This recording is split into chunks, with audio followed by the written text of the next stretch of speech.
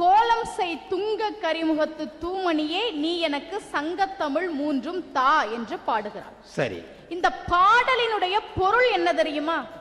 எதற்காக அவ்வை சங்கத்தமிழை கேட்டால் தெரியுமா? ஒரு குழந்தை பிறந்த உடனேயே அதற்கு முதலில் தரப்படுகிற உணவு பால். சில நாட்கள் கழித்து அதன் நாவிலே தேனை தடவுவார்கள். சரி, அதன் பிறகு பாகுபதத்தில் இருக்கக்கூடிய உணவுப் பொருட்களை கொடுப்பார்கள். ராகி, கஞ்சி, சரலாக் போன்றவையெல்லாம் அந்த பதத்தில் இருக்கும். பல் முளைத்த பிறகு பருப்பு போன்ற உணவுப் பொருட்களை கொடுப்பார்கள். கடைசி காலம் வரை அந்த குழந்தை அந்த உணவைத்தான் சாப்பிடும். அவ்வை சொல்கிறாள், ஒரு மனிதன் பிறந்தது முதல் இறப்பது வரை உயிர் வாழ்வதற்கு தேவையான பால், தேன், பாகு, பருப்பு இதெல்லாம் எனக்கு வேண்டாம்.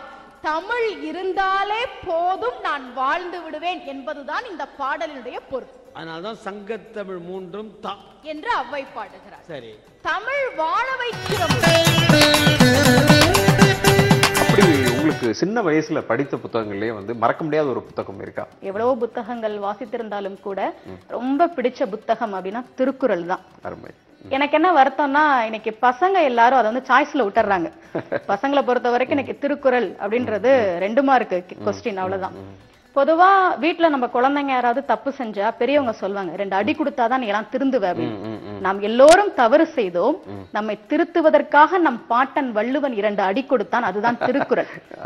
அதுல அந்த 2 அடி பாருங்க, காலடியா காலியா விட்டுருப்பார். 3/4 அடி மேல இருக்கும், கீழே 1/4 அடி காலியா இருக்கும். அதையும் ஏன் இவர் முழுசா எழுதி முடிக்கல நான் பல நாள் யோசிச்சு பார்த்திருக்கேன். என்ன காரணம்னா, அவர் சொன்ன விஷயங்களை நம் காலடியால் நாம் நடந்து காட்ட வேண்டும்ன்றதுக்காக தான் காலடியா காலியா வச்சுட்டு போனார் வள்ளுவர். இதெல்லாம் விட இந்த உலகத்துல யாராலையுமே அதிகாரத்தால சாதிக்க முடியாது. பொதுவா சொல்லுவாங்க, அதிகாரம் பண்ணி எவனுமே சாதிக்க முடியாது. ஆனால் அதிகாரம் பண்ணி சாதிச்ச ஒரே மனுஷன் திருவள்ளுவர் தான். 133 அதிகாரம் பண்ணி சாதித்தவர். இந்த திருக்குறள் பாத்தீங்கன்னா ஒவ்வொரு குறளுமே ரொம்ப சாதாரணமா சொன்ன மாதிரி இருக்கும். ஆனா அதுக்குள்ள ஒன்னொன்னுலயும் ஒரு பெரிய விஷயம் இருக்கு. இப்ப கற்க கசடர கற்பவே கற்றபின் நிற்க அதற்கு தக, இது ஒரு சாதாரண திருக்குறள் தான், எல்லாருக்கும் தெரிஞ்சது. ஆனா இதை பாத்தீங்கன்னா நான் யோசிச்சு பாக்குறேன், திருவள்ளுவர் இந்த திருக்குறளுக்கு துணைக்காலே போடல, கால் இல்லாம தான் எழுதுற. நிற்கன்னு எழுதுனவர் நிக்கிறதுக்கு கால் வேணும்ன்றத கூட அவர் யோசிக்கல. என்ன காரணம்னா, ஒரு மனுஷன் படிச்சா போதும், படிப்பு இருந்தா அவன் சொந்த காலே அவனுக்கு போதும், வேற எந்த காலம் அவனுக்கு தேவையில்லைன்றதுனாலதான் அந்த துணைக்கால் இல்லாம அந்த குறளையே வள்ளுவர் எழுதினார். காந்தி எனது அரசியல் வாரிசுன்னு நேருவை சொன்னார், ஆன்மீக வாரிசு அப்படின்னு வினோபாவை சொன்னார். அப்படி சொன்ன காந்தி எனது அரசியல் ஆன்மீக குருன்னு யார சொன்னார்னா, ரஷ்ய நாட்டை சேர்ந்த டால்ஸ்டாய். டால்ஸ்டாய்க்கு திருக்குறள் ரொம்ப பிடிக்கும். அவர் மூலமா தான் காந்திக்கே திருக்குறளை பத்தி தெரிஞ்சு, திருக்குறளை படிப்பதற்காகவே நான் அடுத்த ஜென்மத்தில் தமிழனாக பிறக்க வேண்டும் அப்படின்னு சொன்னார் காந்தி. வணக்கம். வட அமெரிக்க தமிழ்ச்சங்க பேரவை விழா ஃபெட்னா ஆண்டுதோறும் அமெரிக்காவில் மிக சிறப்பாக நடைபெற்று வருகிறது. ஒவ்வொரு வருடமும் இந்தியாவிலிருந்து பல பேச்சாளர்கள், கலைஞர்கள் ஃபெட்னாவில் கலந்து கொண்டு சிறப்பித்து வருகிறார்கள்.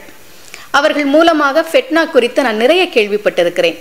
தனித்துவமான நமது மொழியை, கலாச்சாரத்தை, பண்பாட்டை பறைசாற்றுகிற விழா ஃபெட்னா. இந்த வருடம் வட அமெரிக்க தமிழ்ச்சங்க பேரவையும் வளைகுடா பகுதி தமிழ் மன்றமும் இணைந்து ஜூலை முதல் வாரத்தில் சான் பிரான்சிஸ்கோவில் 28வது ஃபெட்னா விழாவை நடத்துகிறார்கள். இந்த நிகழ்ச்சியில் நான் கலந்து கொண்டு பேச இருக்கிறேன். தமிழ் சொந்தங்களாகிய உங்கள் அனைவரையும் சந்திப்பதற்கு மிக ஆவலாக காத்துக் கொண்டிருக்கிறேன். தமிழால் இணைவோம், அறிவால் உயர்வோம். நன்றி.